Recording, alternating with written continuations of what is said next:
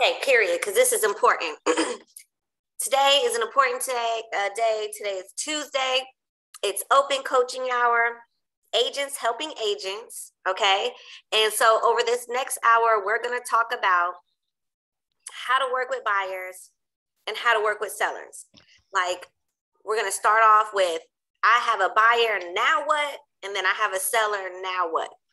So, you want to start with buyers or sellers? Buyers. Okay. All right, here we go.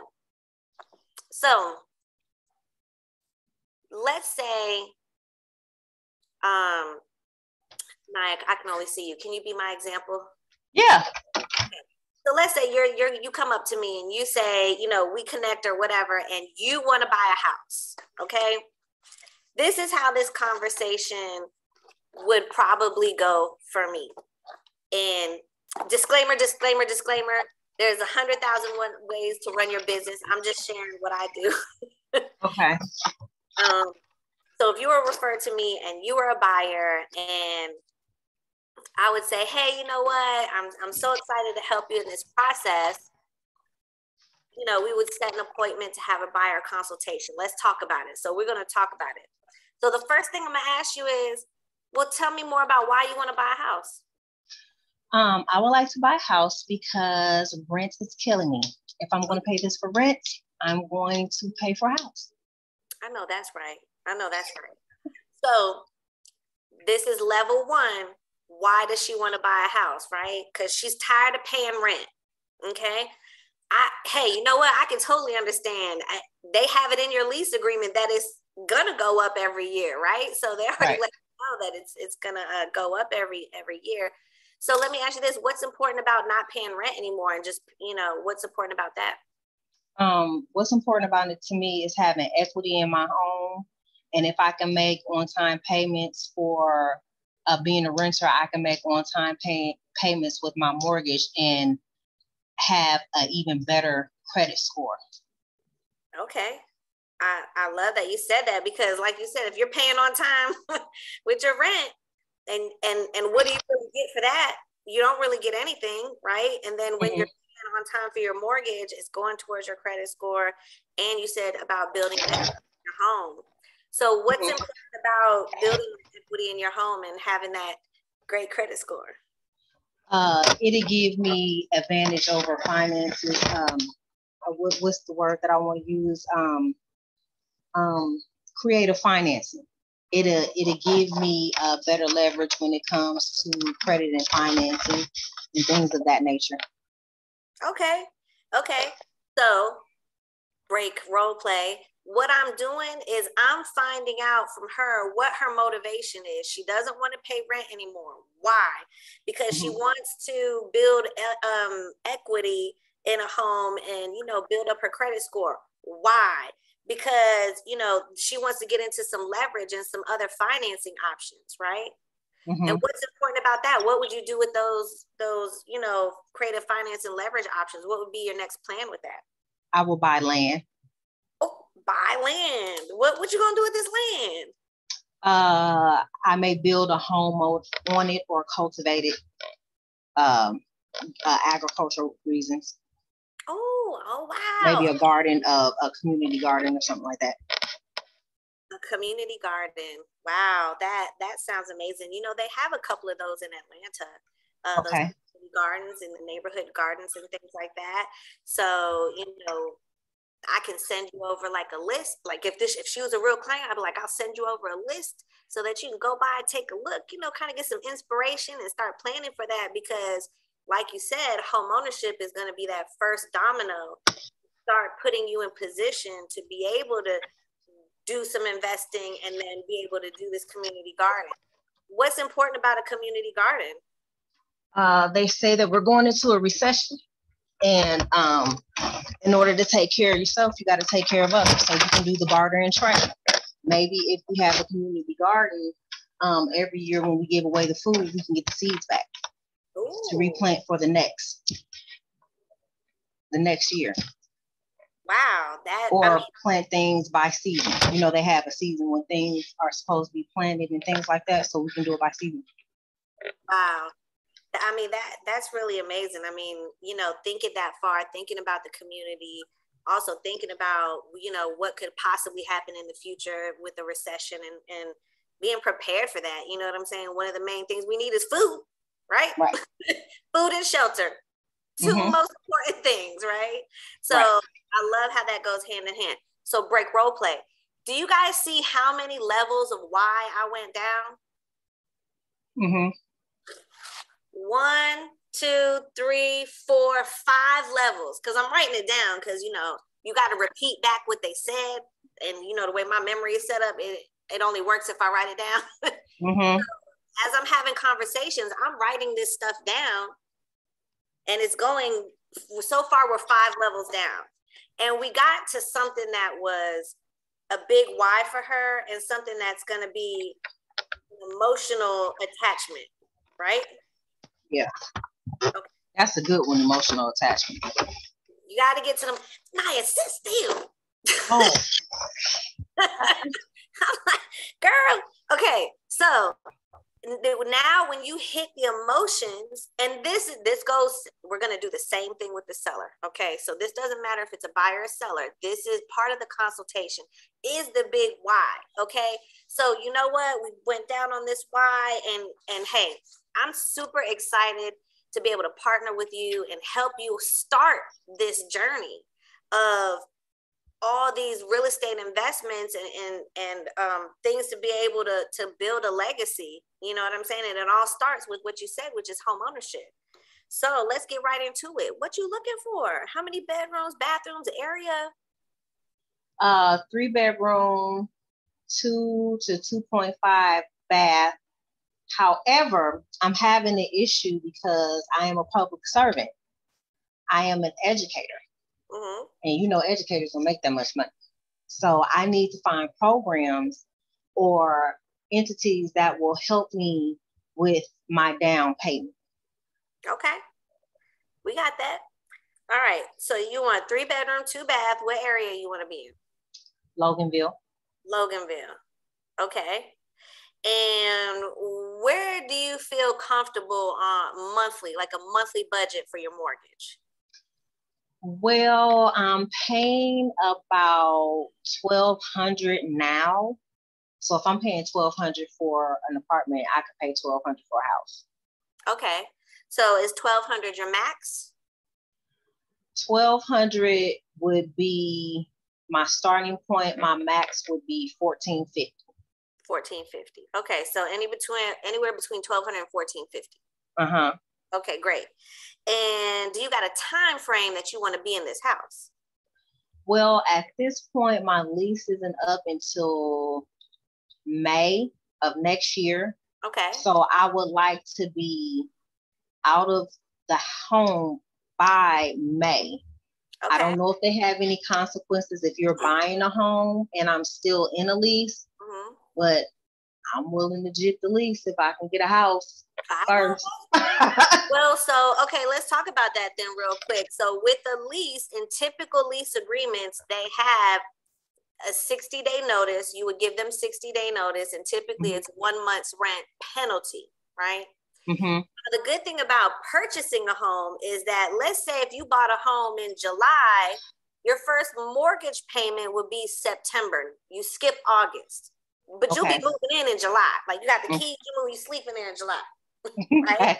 So that month of August that you're already in your new place, that could be the month that you just pay that penalty. So you're not paying mortgage and rent in the same month, is what I'm saying. Okay. So if you've been paying it, you'll be fine. It ain't nothing going to skip a beat, right? That's a typical lease agreement. So what I would advise you to do is just email it over to me. Let me just skim through it real quick just to see what the terms are to break the lease agreement. And then you at least got an idea, right?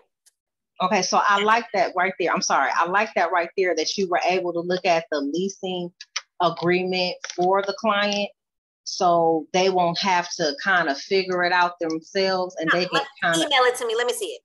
Okay. Because I know what I'm looking for. You know what I'm saying? So when you're looking for that, that's what you're looking for in the agreement along the lines of the terms of the lease, the terminations of the lease. What happens if you terminate the lease? And typically there's a buy. What happens if the landlord does it, and what happens if the tenant doesn't, and if they're allowed to do it or not. Okay. Sometimes they're not allowed to do it, and sometimes, you know, they are. So I would tell you, send me your lease agreement. We'll check it out. Okay. Okay. Okay, cool. So just to recap, you want to be in the Loganville area. You want 3 bedrooms, 2+ baths. You want to stay between $1,200 to $1,450 a month.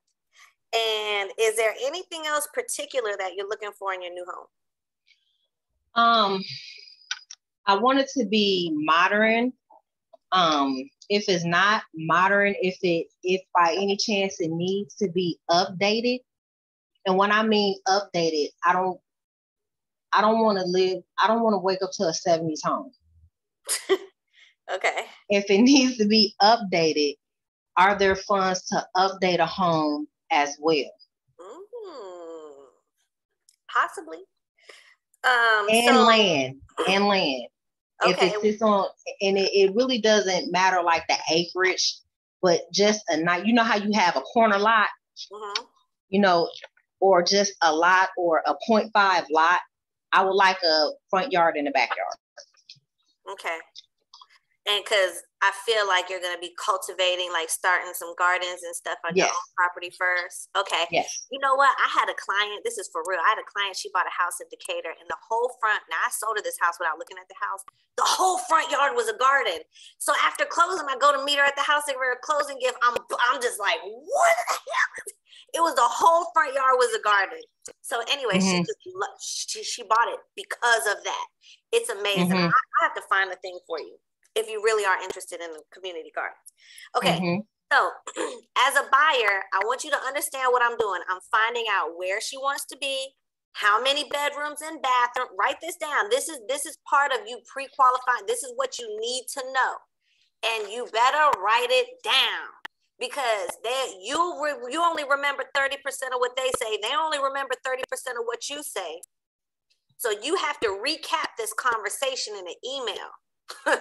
Okay? Because people are saying, well, no, I didn't say that. No, well, I didn't mean that. Well, let's get some clarity. Okay? Write down everything and then recap it in an email. Okay? So I know how many bedrooms and bathrooms. I know where she wants to be, location.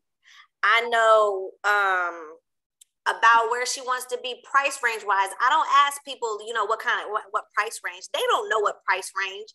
What they know is how much they can afford per month. Right?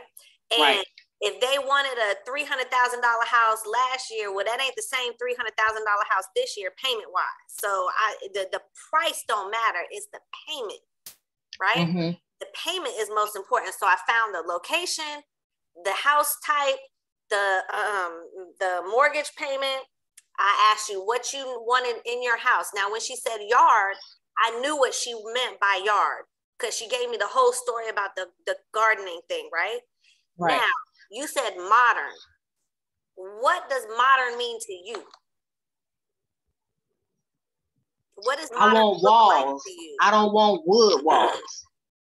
No wood walls. Okay. No, seriously, because the thing is my idea of modern may not be your idea of modern. So when people give you some like a vague kind of I want an open floor plan. Well, what you mean by open? Like you want to be able to see your living room straight from the front door all the way to the kitchen? Or explain, you know, tell me more about what that means to you. So if it's like modern, or I want, you know, whatever, be specific, because that's going to help you understand what their idea of that is, right? So, and I also have a time frame. So I have location, bedrooms, bathrooms, price range, her wants, and I have a time frame. She said her lease is up in May, but she's willing to break it. Right? These are all things I'm finding out. Another thing I want to find out is, what's your availability to look at homes? After I get off of work, so after 3:30, and I'm available on the weekends, preferably the evenings, because I work in the morning time. Got you. Okay.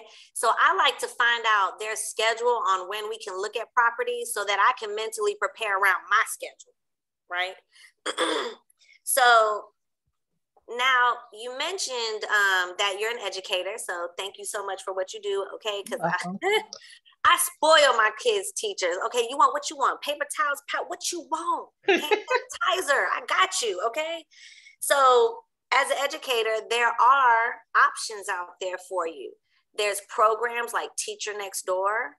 There's also down payment assistance programs that has nothing to do with you being a teacher, but you may still qualify for them.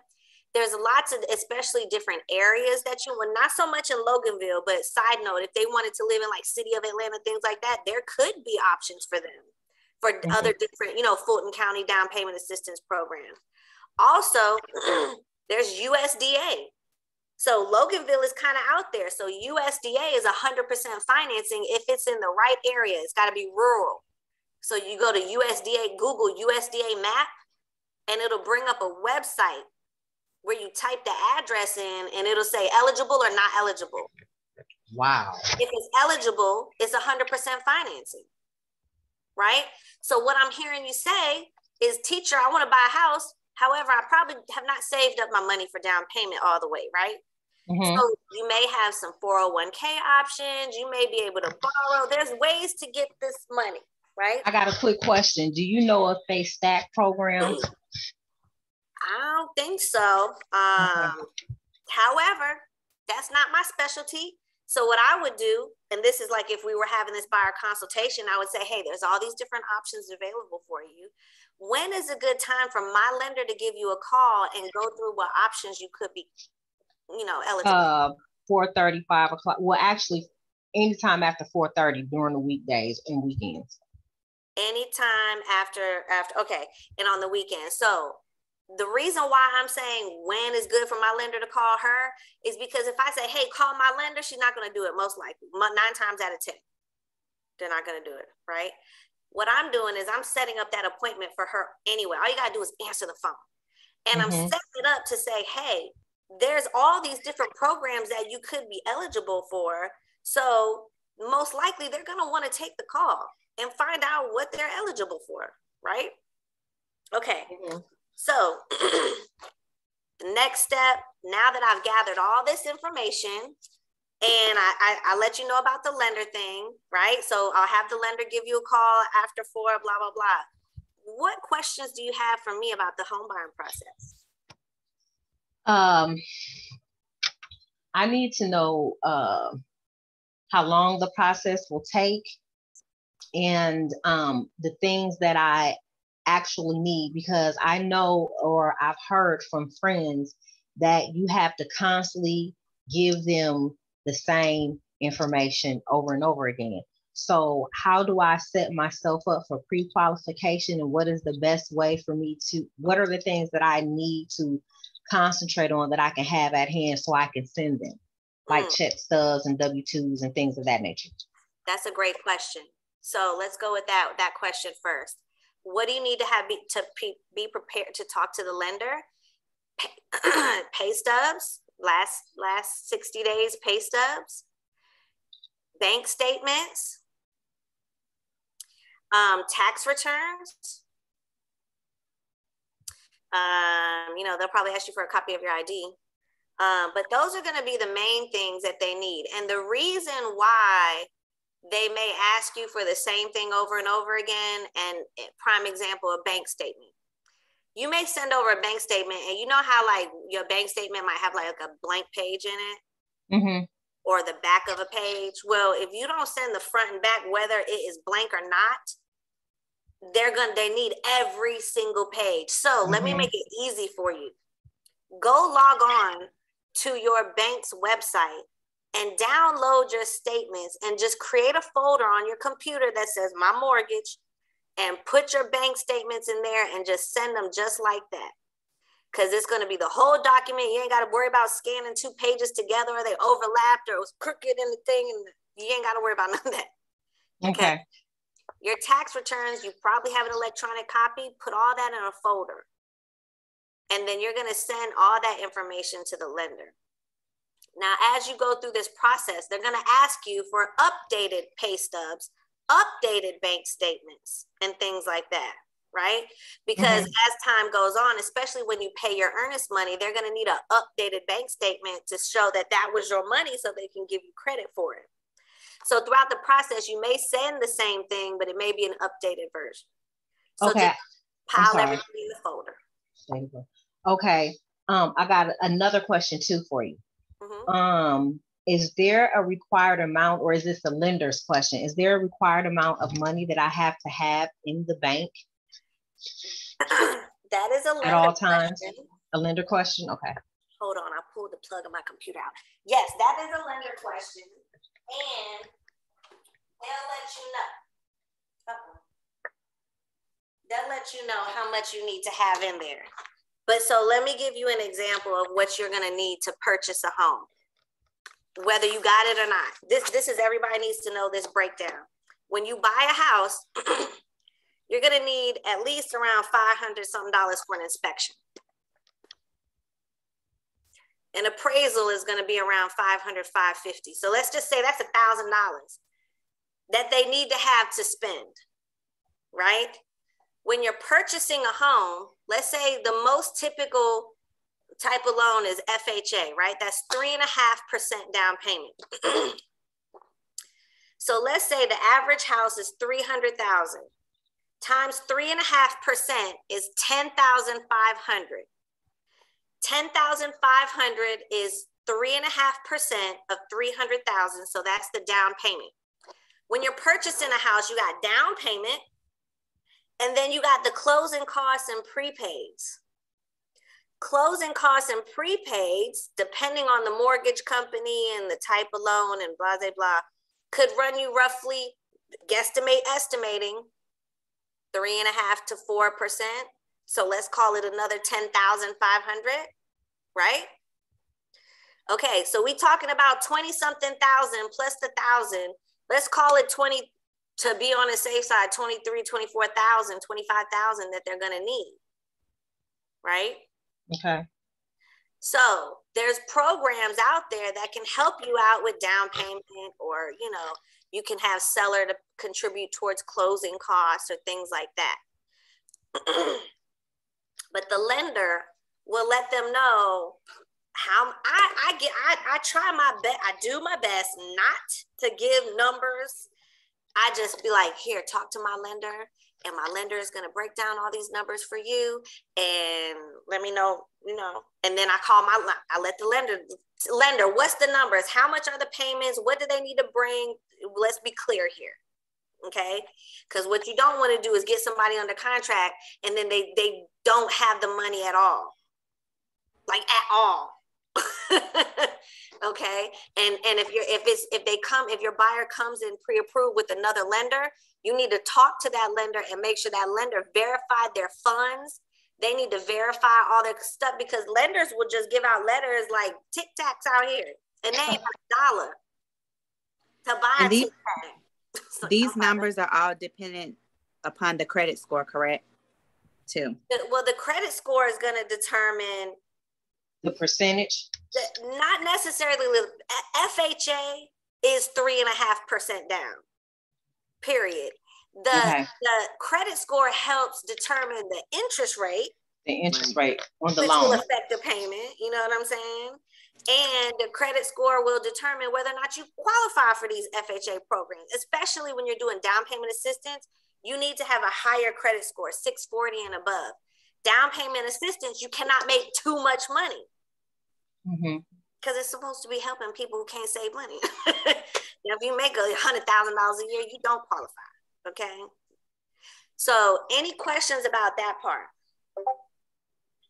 Okay. I want to repeat back what you said.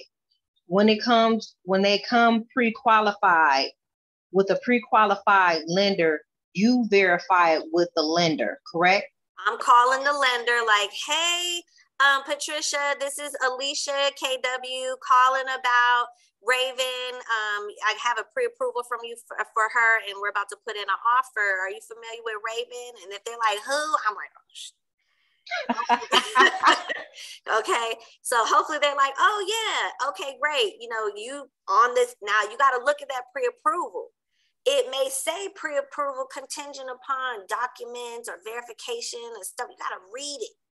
So if it says that, then I'm like, hey, I got your pre-approval. It says that it's contingent upon verifying documents. Have you gotten documents from them? Have they went to underwriting? Okay. So when you go get a loan, when you apply for a loan, you do the loan application online. You send them all your documents.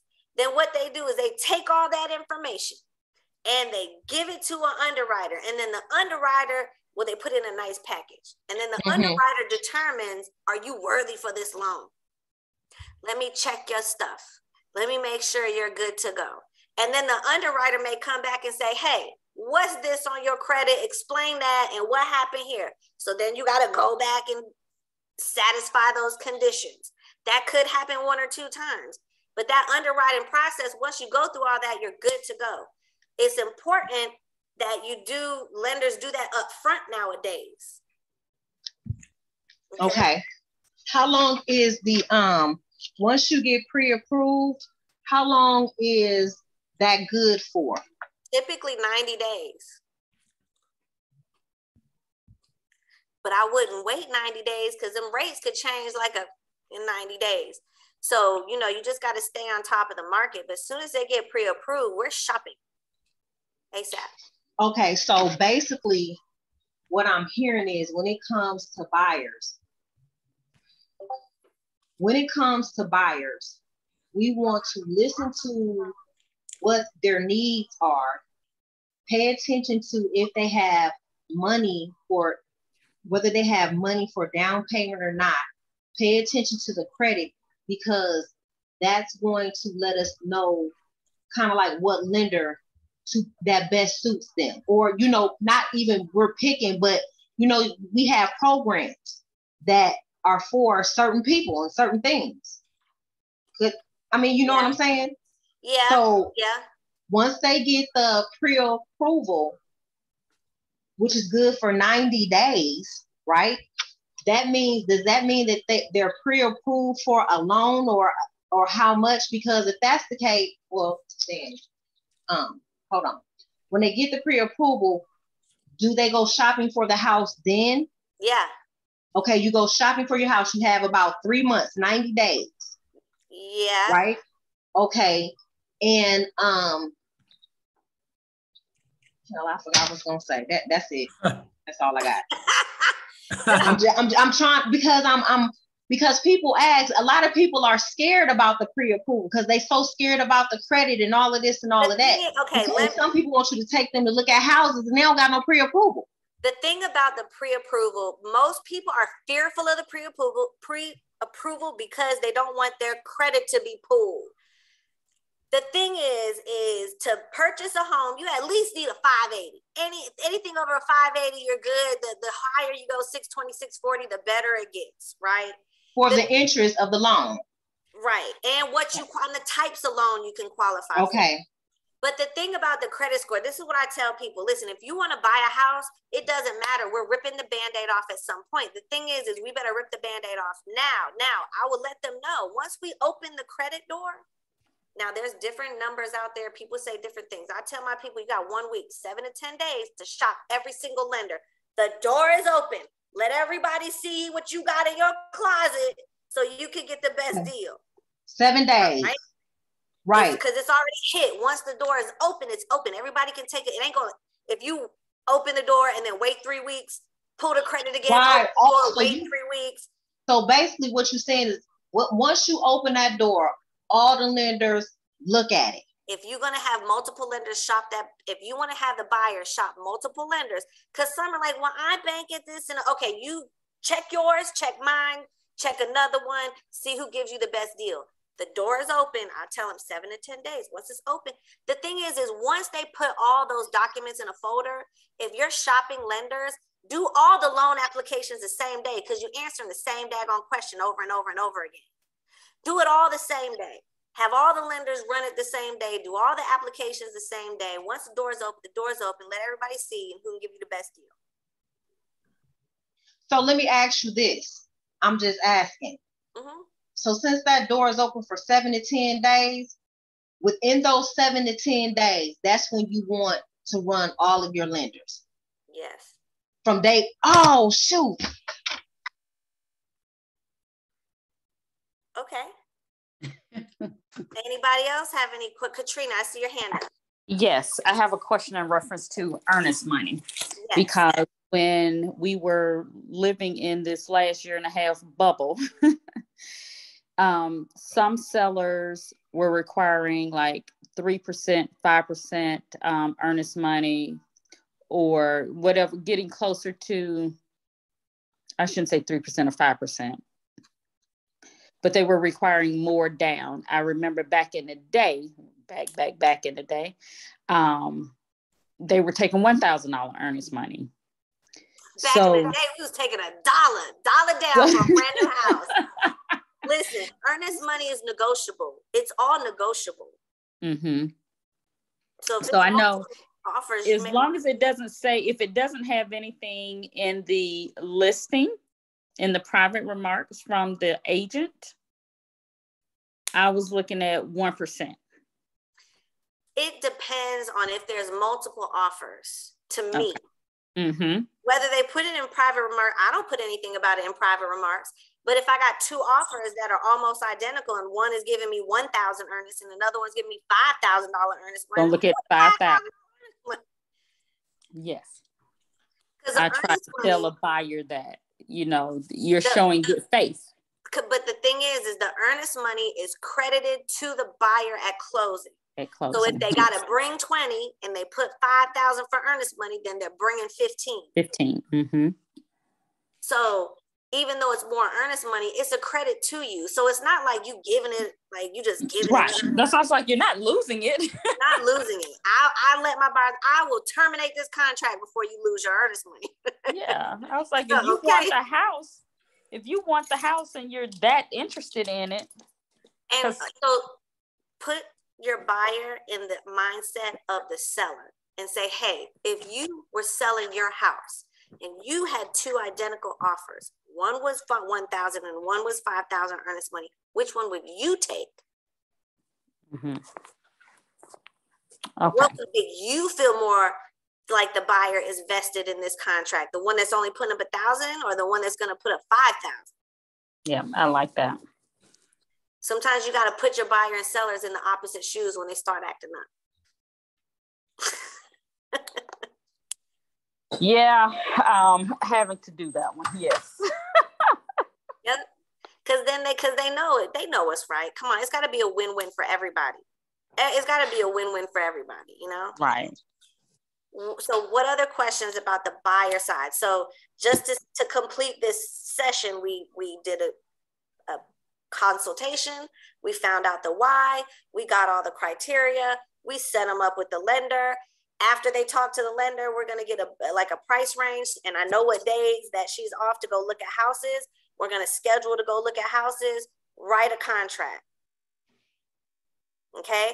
If you have not written a buyer contract, you have to go in command and create put yourself in as a contact and go in and write a fake buyer contract. Go on the MLS, pick a $1 billion house, whatever, and write a fake contract. And then you can email it to me. You can email it to me and I'll look at your contract and we can go over it and put my email in the chat. What does that process look like? So you said go to MLS, find a property, and then just like when you say write a contract, write an offer on it? So let me ask you a question real quick. We're at 6:30. I can continue going on the buyer path. Then we may have to do a separate session for sellers. No. You can. No, I'm just asking a consensus for everybody. Do you want to see the buyer path all the way through with paperwork? I have to drop off, Alicia. Okay. But I think you're recording it. I am. So I can watch it. But I would like to do a separate sellers. Okay, I agree, because I got in the chat, buyer, write a contract. Okay, Joy said seller for me. I would rather do a separate seller because I think that would be a little bit longer. I definitely okay, we're just going to put on a calendar. We'll do a separate seller section. This is a buyer section because somebody gave me an MLS in the chat. They're like, write this contract. So we're going to go as far as we can with buyers. And then if you got time, we'll go into sellers. But sellers is almost the same thing because if the seller is selling to buy, it's the same buyer process. It's just we selling it in the front end. Okay. So I'm going to share my screen. I got an MLS. Alicia, I really need to see how we do those, how we download those documents. I'm not sure if you can get that today. Which documents? All of them? Well, we talked about the seller, the listing agreement. Yeah. Okay, I can help. Okay, so y'all can see my screen, right? Yep. Yes. Okay. So somebody in the chat gave me an MLS number, so we're gonna pull up this house and we're gonna write a contract. Okay. So we have this house here. So let's say we got the buyer pre-qualified. She's qualified up to 510. We go look at this house. First day on the market. Let me move this up. This is the house address. This is new price. 1 day on the market. Just hit the market today. So the first thing that I'm going to do is go read the remarks. Tenant occupied until the end of the month. Lockbox call listing agent. Question showings not until property is vacant. So we got a couple days to see it, right? Then I'm gonna scroll all the way down. I'm gonna look at the agent. Do I know this agent or not? That's what I'm thinking. And then I'm looking at the HOA, $700. Is that a year, or I'm assuming in a year? Then I'm gonna go back and I may flip through the pictures, but I'm looking to see if there's documents attached. There's no documents attached. It'll be like over here that says associated documents, which may be the seller's disclosure, the HOA document, a lead-based paint, legal description, whatever goes with the listing. But they don't have anything attached, probably because it's the first day and they ain't had a chance to get to it.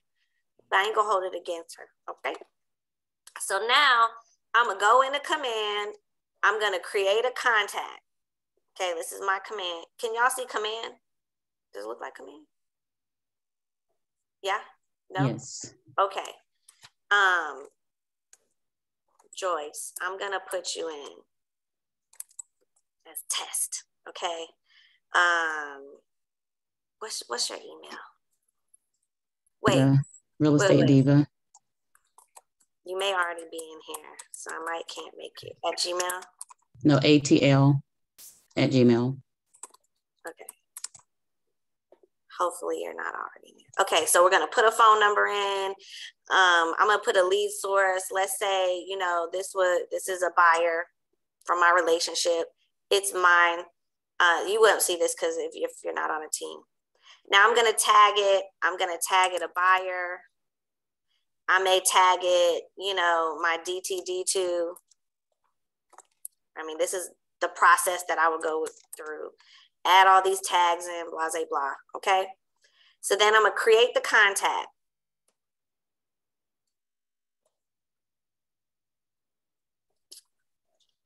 And create the contact, there we go. You need to have at least an email in there. What is happening? You put the phone number in there, Alicia? Oh, you know what? You're already in my database somewhere. I need another email. Oh, hold on.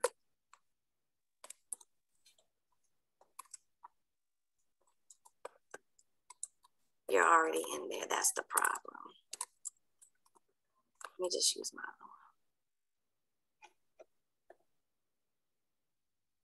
own. Okay, there we go. Okay, now we got the contact.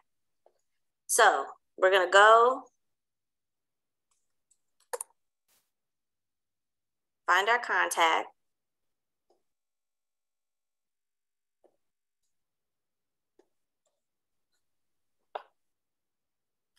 So you see right here where it says opportunities, we're gonna click on an opportunity. We're gonna create an opportunity. Opportunity type is a buyer. She's gonna buy this house. This is the contact. If it's two buyers, like a husband and wife, you'll just find the co-buyer here, right?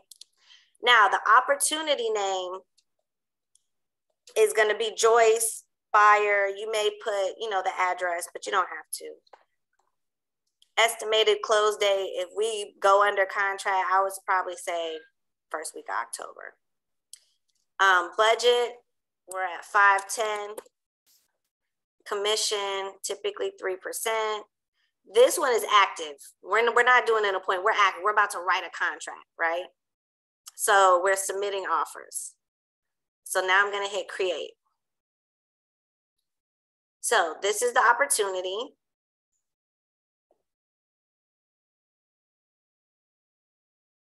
Now, when you're working with a buyer, there may be times where you're going to be writing more than one contract for this buyer. Okay, let me go back. Sorry, I just be clicking. This is what the opportunity looks like. Okay, this is the basic information, earnest money, porch request, if you for inspections, buyer profile. We're going to documents.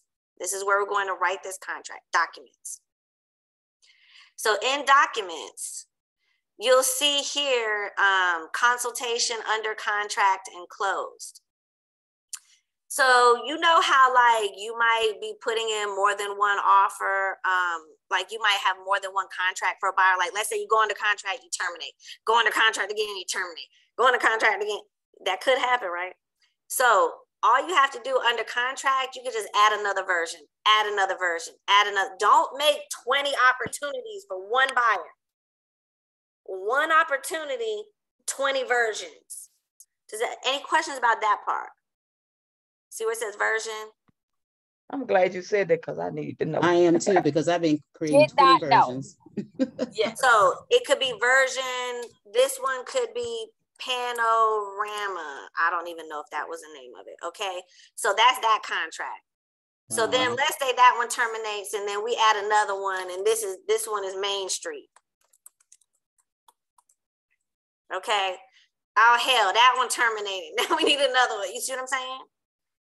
Don't create multiple opportunities. We were doing that too. We had 4,000 opportunities. I thought we had 20 deals going on. It was one person.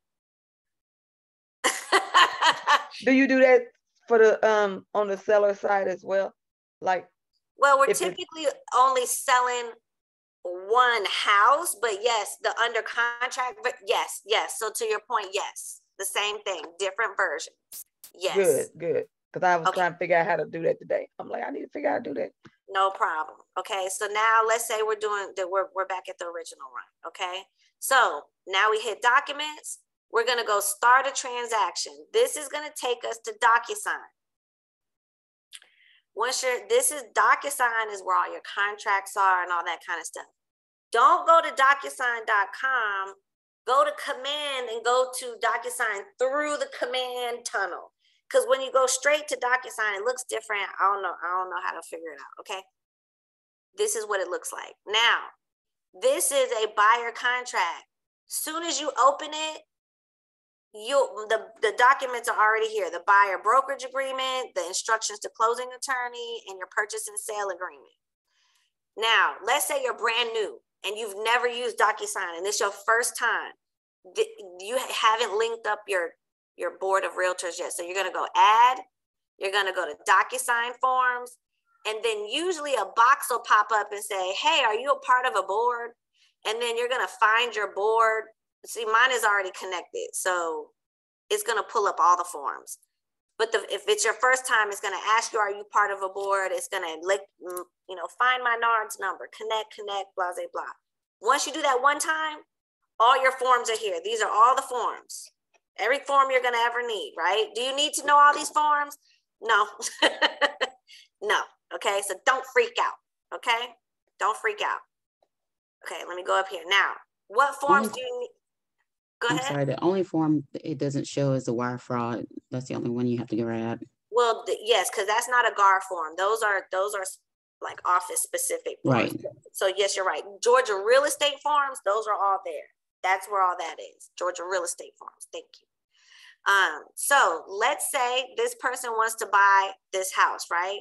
So I need to have a buyer brokerage agreement. I need to do a purchase and sale agreement. And let's say that this particular person, what kind of loan do they have? FHA. FHA. Okay, so let me get every contract, you need it. This is how you write an offer. Purchase and sale agreement, finance contingency. What type of finance contingency? Depends on what type of finance they're getting. So if it's FHA, you'll just type in here FHA. You're looking for the FHA exhibit. If it's conventional, you're going to type in conventional. If it's VA, you'll type in VA. It could be a cash deal. Type in cash deal. Okay? So these are your different loan ones. You got VA, FHA, conventional, you got cash. It's going to be one of those. Could be USDA, but anyway. But mostly, it's going to be mostly these, right? Okay. So let's say with this particular one, we're going to go ahead and let's do the buyer brokerage agreement. This may take more than an hour. That's okay. Keep you coming back for more, right? Oh, I thought that was funny. Okay, anyway, buyer brokerage agreement. This is what a buyer brokerage agreement looks like. It's just a handshake on paper saying we go together. Okay, we go together. All right, so the term of this agreement, with the dates, the start date is usually that day, and I usually put it out for about 90 days or so.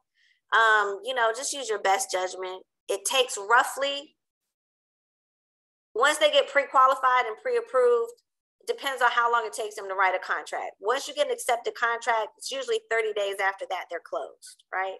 You can always extend your agreement however you want for the dates. Okay. Section 3, all the types of relationships that we do not offer, is dual and sub agency. We don't represent the buyer and seller at the same time, and we don't do sub agency. So on this, it says the buyer does not consent because we don't consent. Okay. Commission is 3%. Now, this new buyer brokerage agreement says if the listing agent give me 2.5, you really owe me the other 0.5%. But I don't do that. That's your choice. But I don't have them pay the difference. Okay.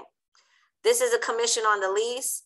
I'm not helping you find a rental, so this is usually 0. But if you want to help them, with rentals, they paying you like $4 when you help them. So you may want to charge your buyer $250 or whatever you want to charge them to help them.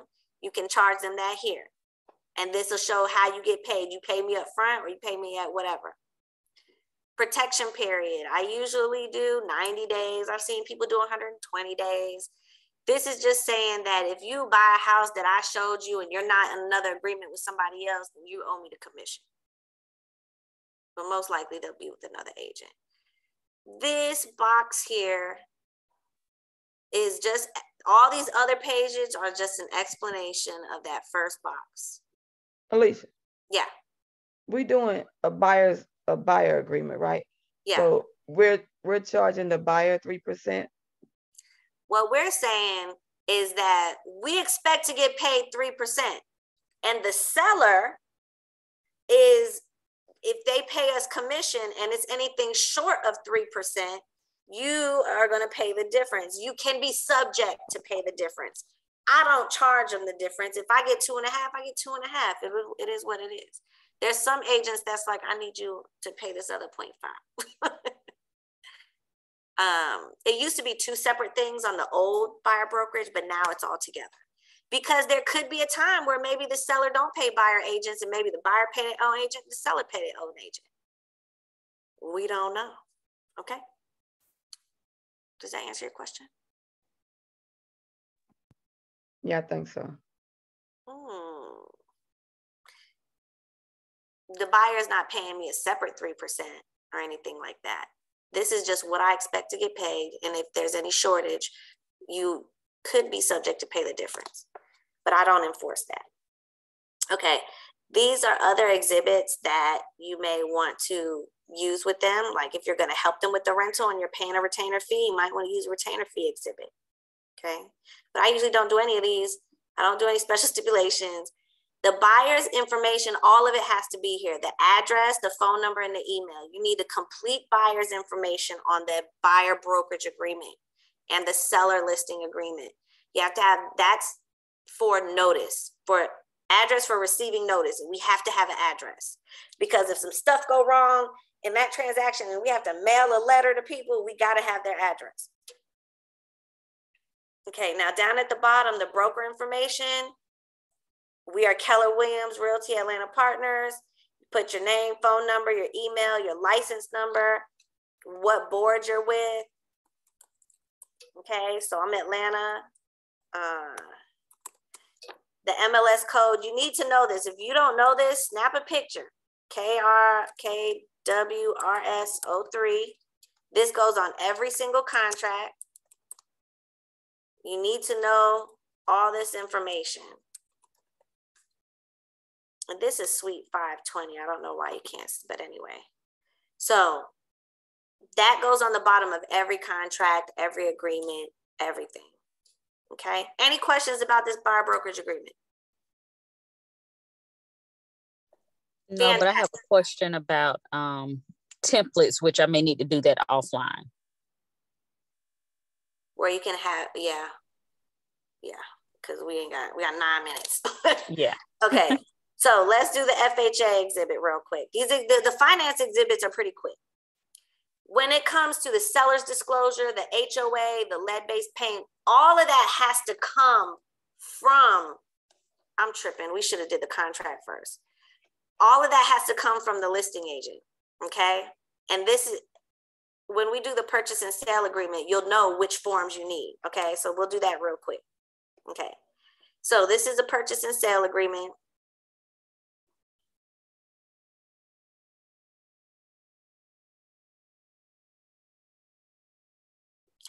So you're going to put the offer date, you're going to put the address and stuff right here. You're going to find either the deed booker page, or you could go to the land lot and stuff. So let's say for this listing, they don't have, let me go to the tax record. So I would click right here where it says tax record and view.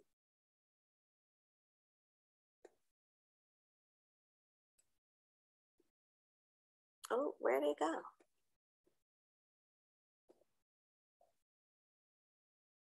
$10.20.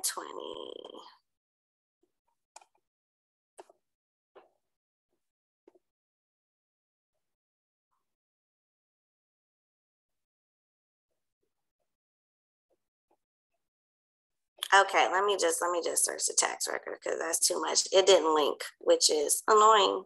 You can also look up tax records on FMLS as well, but we just have, this is in Georgia MLS. So I'm going to go to the tax records. It's already on Gwinnett County. There it goes. So this one is in River Falls subdivision.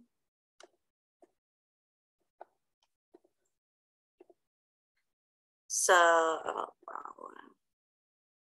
So the subdivision is River Falls. I'm just looking for enough information to put what I need in there. I'm gonna look, this is the seller. It's an investment property, looks like. I'm gonna go down here. So we got Block A, Lot 49. So Block A, Lot 49, oops, 49. And then this first district. So District 1. Good enough. Okay. So now we're going to offer, let's say we offer a 510, 0 closing costs. You got to fill everything up. Okay.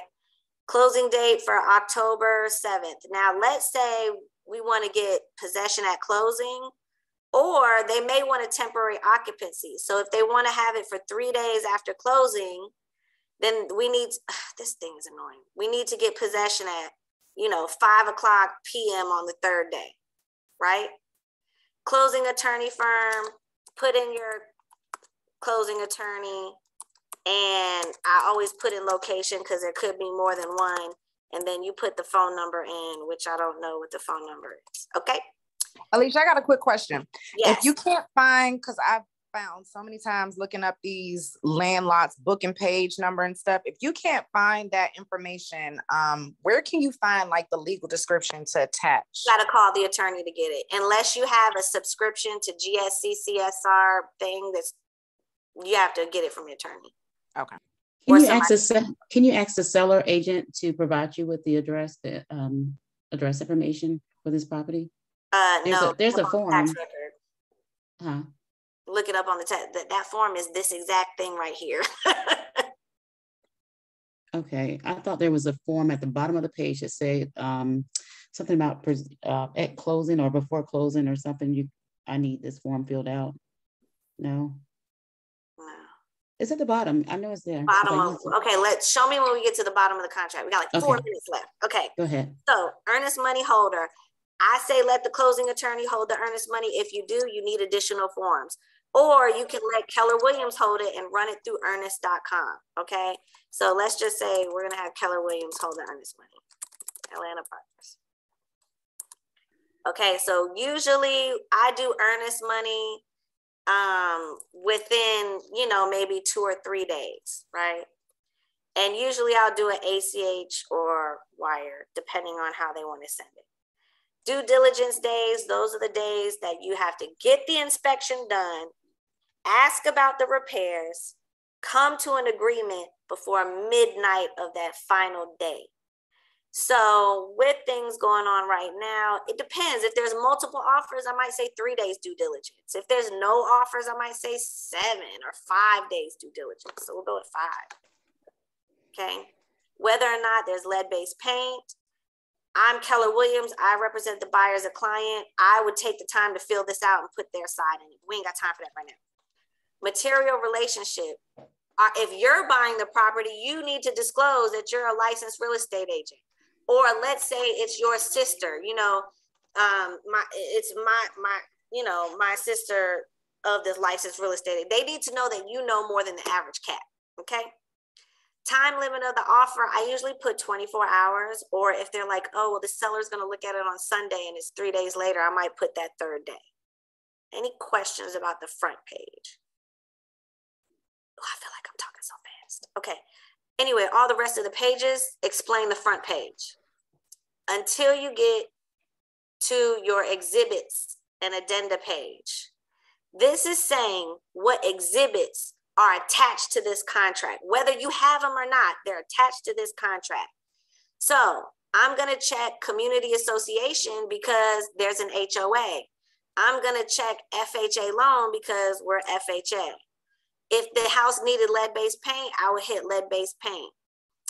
If there was a seller's disclosure, I would, put seller's disclosure. A temporary occupancy, closing attorney acting as holder of earnest money. Any of these that go with the contract, they're A, B's, and C's. Alicia, there's that. It's saying legal description, Exhibit F. A legal description is the same it's the same thing as, if you look at it, it's the same as that little paragraph where you got to fill out the boxes. If I'm the listing agent, I'm gonna expect you to go fill out the boxes. Okay. Don't call me to go pull up a tax record that you could pull up. That's just my personal thought about it. Or if you want to check it, go ahead. I mean, it's not, you can find the information that goes in those boxes between the 2 tax records. If it's not in Georgia MLS, it's in FMLS. In worst case scenario, I would call Carlton and ask him for a legal description before I call the listing agent and I'm trying to win an offer. Okay. Just me personally. Any other questions about this part? So even though we don't have them, we are checking the boxes saying that they are a part of them. Now, if the house requires lead-based paint, you're supposed to have that before you write this contract. If it has a community association, you're supposed to have that before you write this contract. Sometimes the way the world is set up, you may not have it at that moment. You just gotta do what you gotta do. But you're supposed to have it before you write this offer. Disclaimer, disclaimer, brokers. You're supposed to have it, okay? Let's move on. Special stipulations. this could say, anytime I added special stipulations, I always put all parties agree. Seller to provide home warranty of buyer's choice up to $500. Seller to, you know, have septic tank inspected and pumped. Whatever y'all agree to, all parties agree. You're gonna type that there. Okay. Any questions about that part? That's the end of the contract. Make sure all this is filled out. Questions about the purchase and sale contract. This took longer than I anticipated. So, do you guys want to spend another 5 minutes maybe going over these finance exhibits? Because I know we're at 7 o'clock and we're really at the end of our time. But if you want, I'll stay on a few minutes to go over these exhibits. Yay or nay, or forever hold your peace? Yes, please. Oh, okay. All right. So let's just start with the FHA. The finance exhibits are really short. Okay. So with FHA, you're going to put exhibit A, B, C, whatever you had named it on the contract. Put the address here. Typically, it's going to be 96.5% because they're putting 3.5% down. Typically, it's a 30-year loan, right? Right now, depending on their interest rate, might be around 5%. Talk to the lender, okay? It's usually a fixed mortgage through an institution. That's just typical, right? Most listing agents really ain't looking at that. Okay, let's move on. Now, it says approved mortgage lenders. Leave it blank. Do not put a lender in there, because what happens is, if for any reason you need to terminate because of the finance contingency, only the lender you put in this box can deny it. So let's say you have a buyer that goes under contract with lender A, and then midway switches to lender B, and then tries to terminate, and lender B sends the denial, but you put lender A in the box, it won't work. Leave the box blank. Don't type nothing in there, okay? Finance contingency. How many days from the time from binding agreement day? Let's say we put 15 days. What that means is we have up until 15 days. If they get denied the loan, like denied the loan where they send a denial letter, within the 15 days, they get their money back. Outside the 15 days, no earnest money back, okay? If it's within the 15 days and you send a termination because of a financial denial, you also, please read this box. This paragraph here cost me $1,400. They have to send a denial letter from the lender within 7 days of that termination. If you do not send a denial letter within 7 days, the seller can keep that earnest money. How do I know? Because it cost me $1,400, okay? Get the letter within 7 days. Any questions on that? Okay. Also, down here with FHA, a mandatory clause that the appraisal contingency goes up until the close date. So you don't have to put a date, but it does have to appraise for what you're getting it under contract for, okay?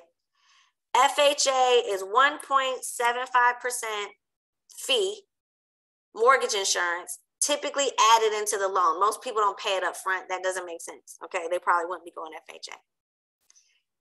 Now it says seller shall pay the following lender fees, tax service fees. These costs are included or in addition to any closing costs. Now we didn't ask for no closing costs, so it's gonna be in addition to, because we didn't ask for none. So it can't be included in zero because it's zero. Okay, FHA required repairs.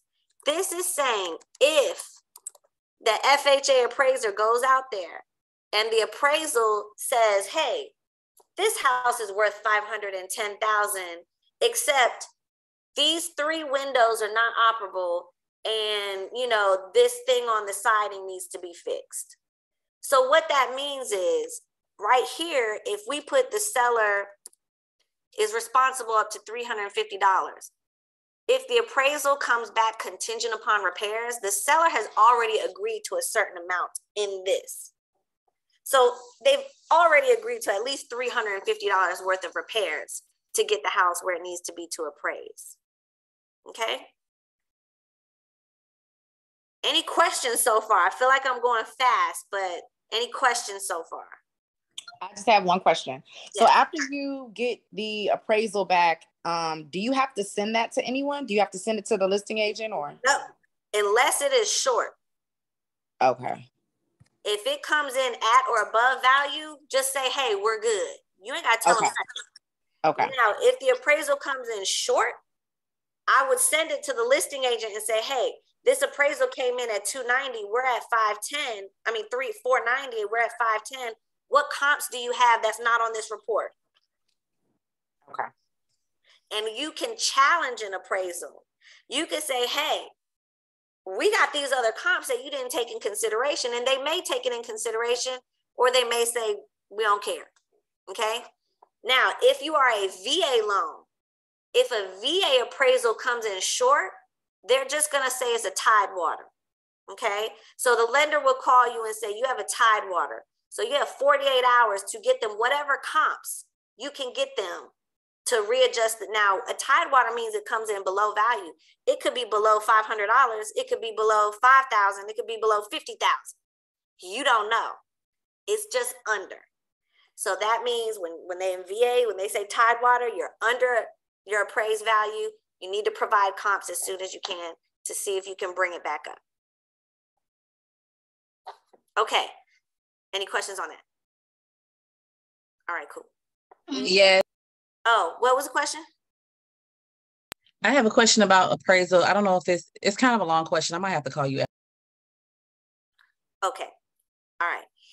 This part right here talks about being connected to public sewer. So what this means is if there's a house that's on a septic tank that has access to public sewer and water, they want them to be on public. Okay. If it's on septic and it's access to public, they want them on public. Okay. Typically, if it's on septic, there's no access to public, right? So this is saying, and by the way, you cannot put the buyer is going to be responsible for any repairs because a buyer can't touch that house prior to closing. If a buyer spends $500 doing repairs and they don't close, they don't get none of that money back, and they don't get to take the repairs out. So the buyer cannot do nothing to the house prior to closing. So this is saying that the seller is responsible to make sure that the connection is there and that it doesn't exceed. I don't know how much it costs. I'll be putting 500. Sometimes I put at cost, you know, whatever. Typically it's never the case where it's both. Not to say it's never, I take that back. Look it up to see on the tax record if it's public or septic. The inspector should be able to kind of let y'all know. So do your due diligence, okay? This is an arm's length transaction, which means the seller and the buyer are not related. That's the end of this form. Any questions? Okay. And this is all on the Tucker Facebook, and I'm recording it just in case because I feel like I should have did a video like this before. Okay, let's go with cash. This is my favorite one. I love cash. Now, cash can be a little tricky, okay, because people say they got cash, but it's not their cash, okay? There's different kinds of cash out there. Same thing, label it, date it, address it. Now, this is how cash works. You have all cash, which means they reserve the right to pay a portion or all using a mortgage, right? Or they reserve the right to pay a portion or all using non-traditional. You got traditional and non-traditional. Non-traditional includes private hard money loans, right? So you may get a cash deal. So for example, we were using Ribbon a lot, where Ribbon was like putting their cash up, but you could still get the loan in the background. So we would usually hit A, reserve the right to get a loan. Or you may see it say B, reserve the right to get hard money or private money lending. Or straight up cash, duffel bag, cash money records, that's B. No financing, no hard money, no borrowing money. This is straight cashola. That's B. That's the one we like, okay? Verification of funds mean you need to I need to see that you got the cash. So if you're putting in a cash offer, instead of a pre-approval, you'll have a proof of funds, POF, proof of funds. What is a proof of funds? Could be a letter from a bank. It could be a bank statement with the stuff blanked out except for the name and the amount. The bank can write a letter saying that they have this much liquid asset, okay? Typically, verification of funds, I would put 0 days because I'm including it with the offer, okay? All right. Now, appraisal contingency. Is this subject to an appraisal, yes or no? Now, sometimes if you choose one of these two, option A, it is most likely subject to an appraisal, right? And if it is, who's responsible for getting the appraisal? Okay, if it's straight cash money records, it's not subject, no need to fill this out. Okay, if it is subject to an appraisal, then if it doesn't appraise, the buyer should have the right to request within blank amount of days from binding agreement to reduce the price. So this is appraisal contingency days. Let's say it's 15 days or whatever. That's what this is. If it is subject to an appraisal.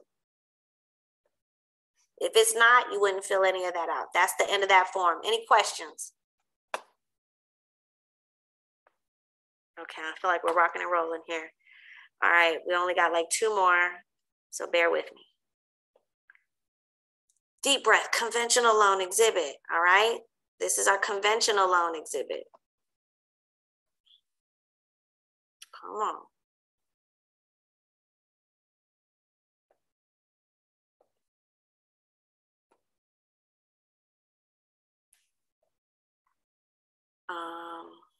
I don't know why it is not coming up. So let's go with VA.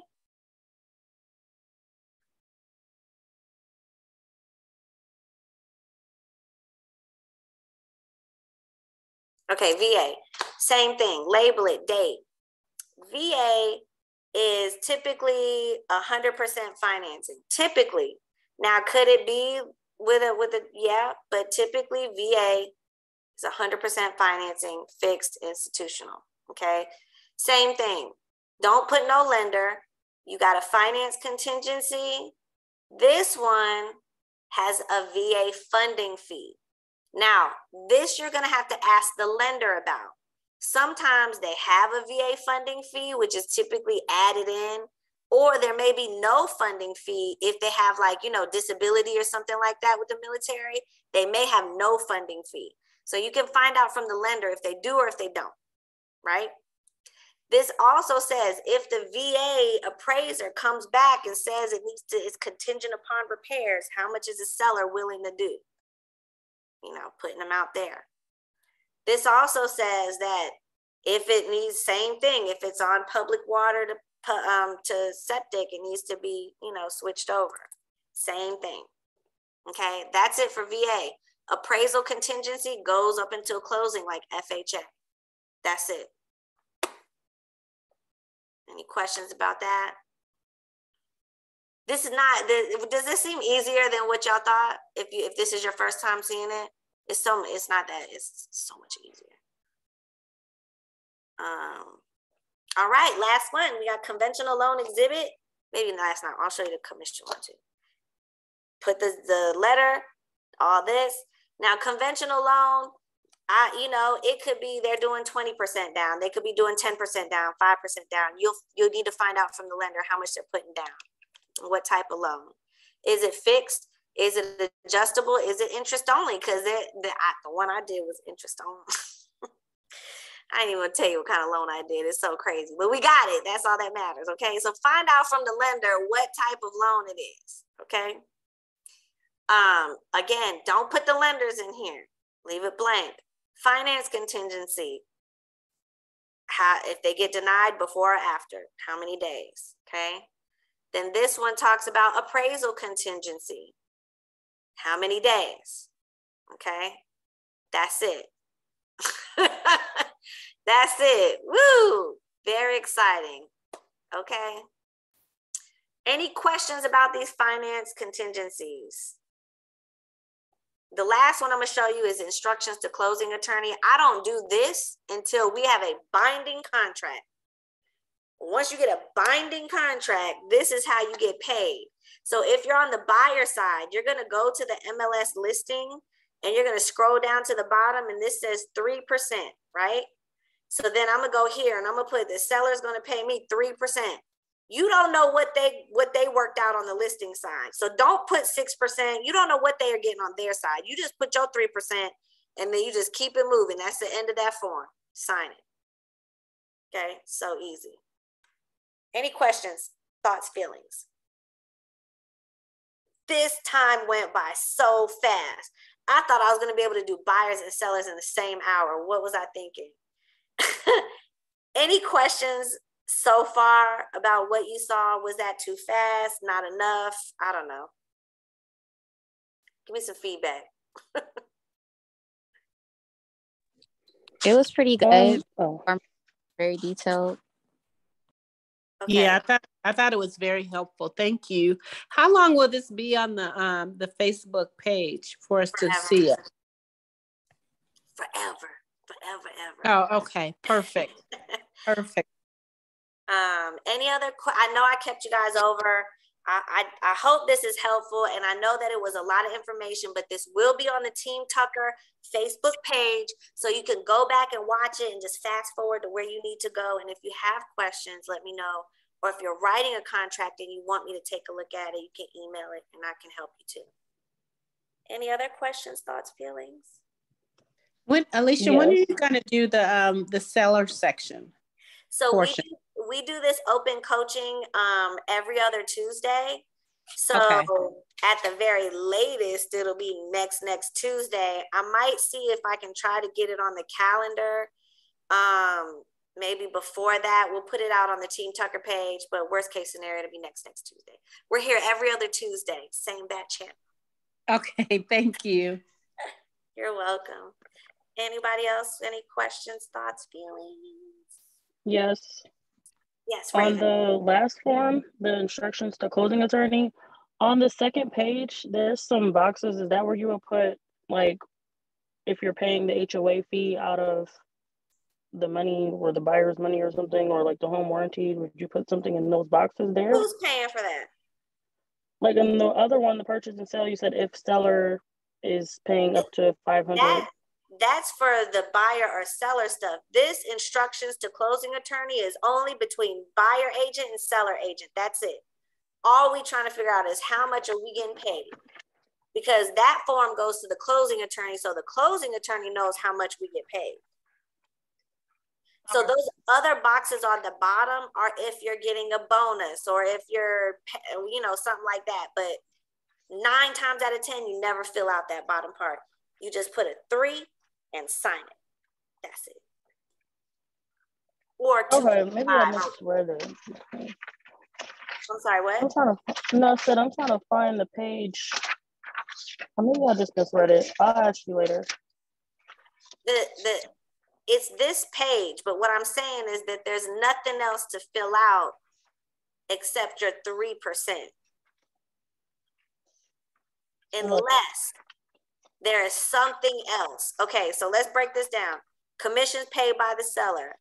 Oh, well, that 3 shouldn't be there. Commissions paid from the buyer. Okay, second page. Further instructions to the closing attorney. The seller broker.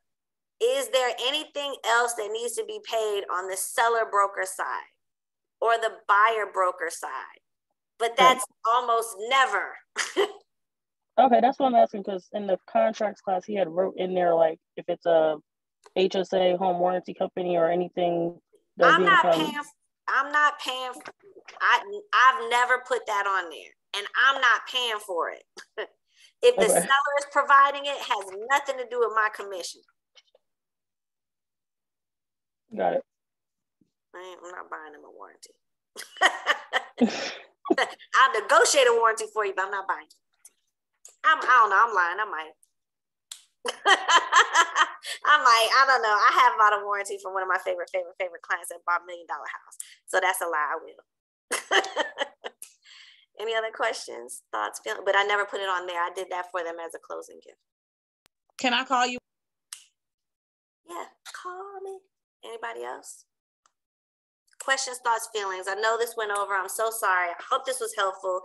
Again, this is Team Tucker, Agents Helping Agents, same bat channel every other Tuesday, 6 o'clock. And if you need anything, please feel free to reach out, and you can watch this back on the Team Tucker Facebook page. So heart you all. Have a great Tuesday evening. Heart you all. I got 3 hearts in a row. Okay, I'm winning. All right, bye. Oh, there's Faith. Gotta go.